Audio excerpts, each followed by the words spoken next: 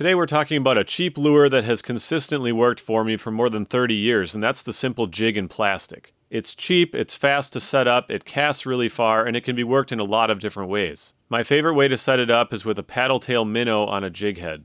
If the water's cold, you want to reel it just fast enough to keep that tail kicking. Try letting it sink all the way to the bottom, lifting your rod tip up, and slowly reeling as you lower your rod tip back down.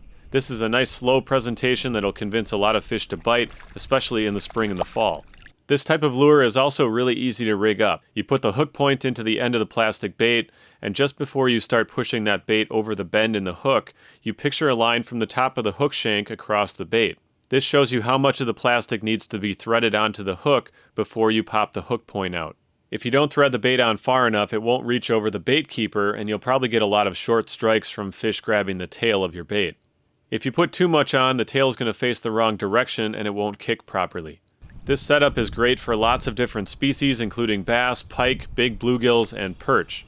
You can also tie these up in a weedless rig to fish around vegetation. The best way to do this is with an extra wide gap jig head. This keeps your bait in a natural shape but allows it to move right through the vegetation. If the water's murky or the fish aren't interested in your simple jig in plastic, try adding a small spinnerblade to the jig. Now you've got some flash and extra vibration to help call the fish in. These little spinner blades can be added to any jig head as long as the line tie is large enough to pass the wire through. Everybody gets excited about the latest lures, but some of these classics like a jig and swimbait or a jig and grub are often lost in the deep corners of our tackle boxes. Don't forget about these. They're cheap, they're versatile, and they're really effective.